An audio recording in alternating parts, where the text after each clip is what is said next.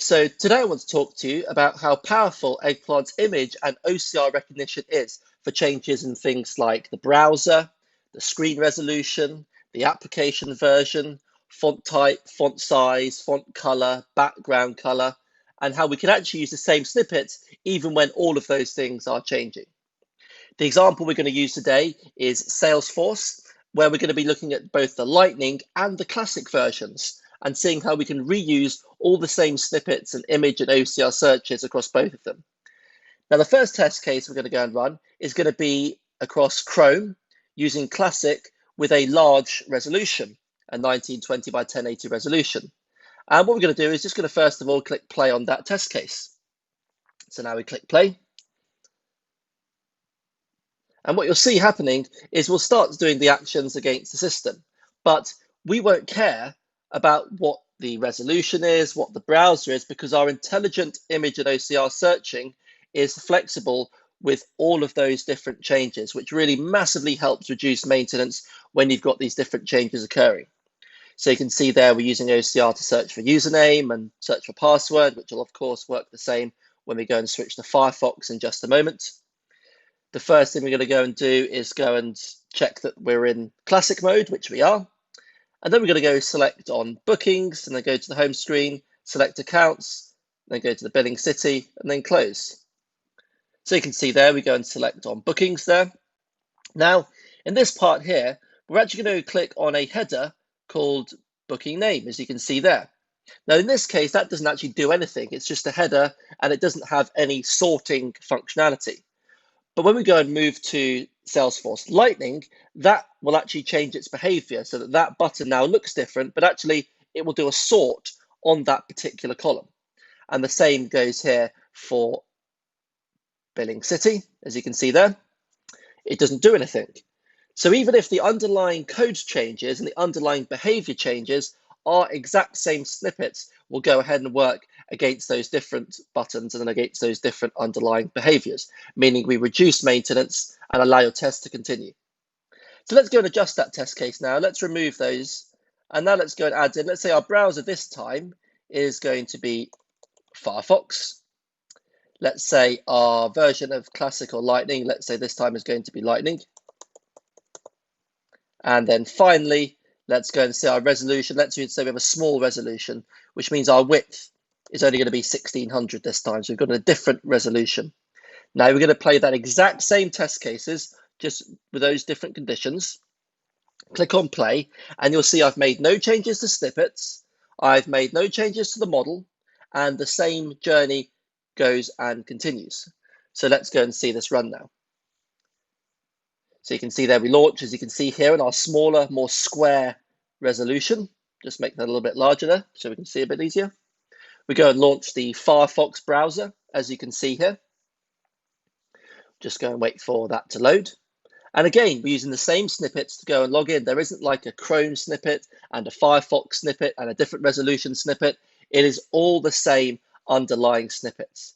And if I go and quickly show you these now, let's take an example. Clicking on the text bookings, we click text bookings and we wait for this to appear. And here we're just setting some rectangles to speed up our search.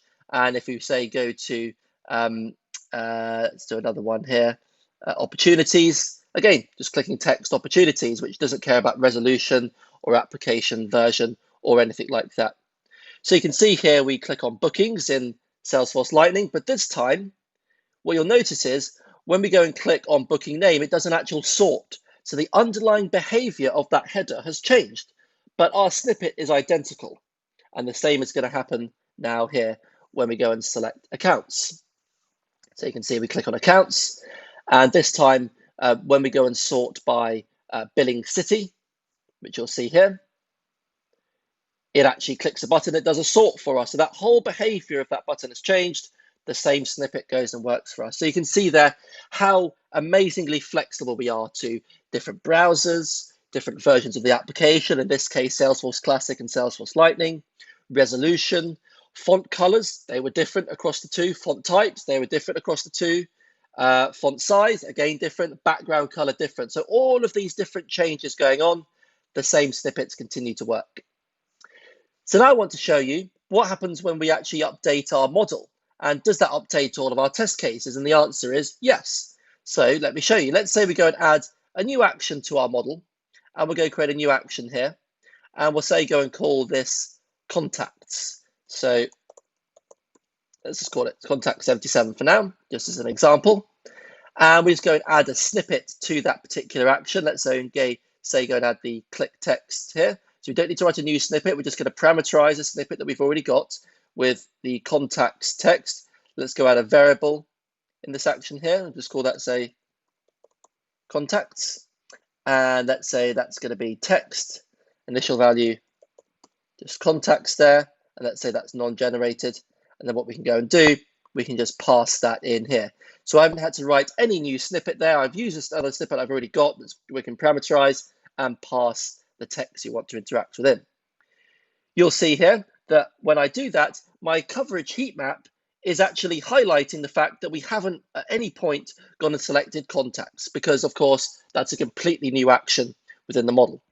So what we'll go and do is that the underlying AI engine will go and focus more on that particular area because we know that it's new in the application. That's going to be an area of high risk. So what you'll see now, let's go click on run on this particular model over here. And we'll see now, we'll start automating our exploratory journeys. So we're going to launch this time. And again, at this point, I don't actually know what data we're going to go and use because I'm not sure whether we're going to use a large or small resolution, but we'll be looking at previous test results, looking at our test cases, and looking at the coverage to go and see what the best set of variables for us to go and generate is, for us to go and do the most effective testing to help you hit your business outcome. So you can see now that's just beginning to launch. And this time we've decided to go and choose Firefox, Lightning, and a small resolution. So you can see there we've gone and connected in, and we're going to start running this test. And what we should see happen here is that we start focusing our testing around that contacts action, because that's an entirely new action in our model. And so it's something that's new to the application and is going to be more likely to have bugs. And so we should go and focus on it more. So you can see we go ahead and log in now. And once we log in, we're going to start exploring the application exactly as a real user would. And even if I'd logged into different versions of different browsers there or different resolutions, our contacts action would still go and work. So you can see there we click on contacts, and now we're deciding to go back to the home screen. So we're just going to be focusing our testing around that contacts action and all the different combinations, because that's where a lot of the changes have occurred.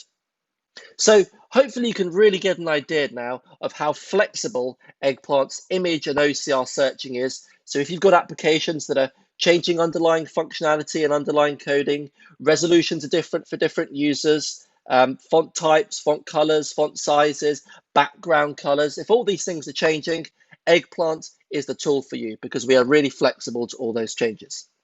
I hope you found that interesting today, and thank you for watching.